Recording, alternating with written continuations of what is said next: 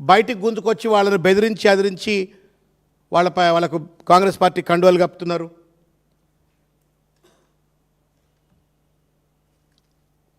ఇవాళ జూబ్లీహిల్స్లో కూడా అటువంటి జరిగినట్టుగానే వార్తలు వస్తూ ఉన్నాయి. ఎక్కడికక్కడ ఇవాళ ప్రజాస్వామ్యం మీద ప్రజలపైన విశ్వాసం కోల్పోయి పోలీసులను తాబేదారులుగా మార్చుకొని రౌడీగాళ్లను అడ్డం పెట్టుకొని ఇవాళ ఈ మున్సిపల్ ఎన్నికలన్నీ కూడా భ్రష్టు పట్టించాలనే ప్రయత్నం చేస్తూ ఉన్నారు. దీన్ని మేము తీవ్రంగా ఖండిస్తూ ఉన్నాం. ఎన్నికల సంఘం మీ మొద్దు నిద్ర లేవండి, రాజ్యాంగ బాధ్యతను దయచేసి నిర్వర్తించండి, ఫేర్ అండ్ ఫ్రీ ఎలక్షన్ జరిగే విధంగా చర్యలు చేపట్టండి, ప్రశాంతంతో ప్రచారం చేసుకునేటువంటి వెసులుబాటు అపోజిషన్ కూడా దయచేసి కల్పించండి. మేము ఒక్కసారి వీడియోలను చూపెట్టే ప్రయత్నం చేస్తాం. దయచేసి మీడియా మిత్రులు చూడాలని చెప్పి నేను కోరుతా ఉన్నాను. ఎట్లా దాడి చేస్తూ ఉన్నారో చూడండి.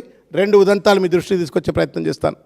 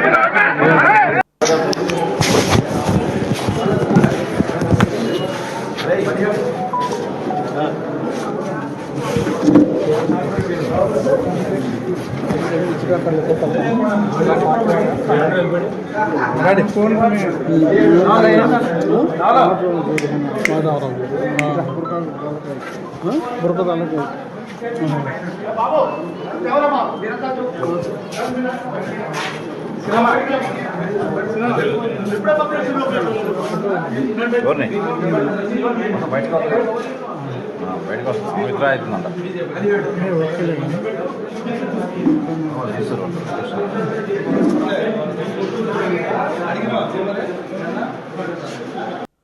ఈ వీడియోలు చూస్తే మీకు స్పష్టమవుతుంది ఏ రకంగా బుర్కా కప్పి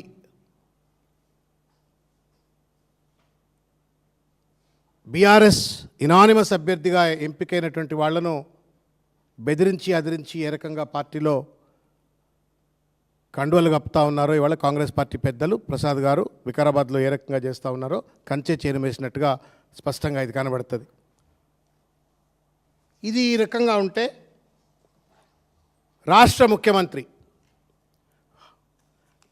ఎలకతోలు ఎంత రుద్దినా నలుపు నలుపే కానీ తెలుపు కాదన్నట్టుగా హార్వర్డ్ యూనివర్సిటీకి పోయి కూడా బూత్ భాష మరవకుండా ఇవాళ ఇష్టం వచ్చినట్టుగా బూత్ భాషలకు పాల్పడుతూ ఒక రౌడీ భాష గుండా భాష ఇవాళ ముఖ్యమంత్రి గారు మాట్లాడబట్టే ఇవాళ మల్లారెడ్డి గారిపై దాడి జరిగిన, కోదాడలో వెచ్చలవిడిగా బెదిరింపులకు అదిరింపులు పాల్పడ్డా, తెలంగాణ వ్యాప్తంగా బీఆర్ఎస్ పార్టీ కార్యకర్తలపైన ఎన్నికల ప్రచారం పైన ఇవాళ పోలీసులు రౌడీలు కలిసి దాడులు చేసినా దానికి కారణం కేవలం ముఖ్యమంత్రి రేవంత్ రెడ్డి గారు, ఆయన భాష మాత్రమే.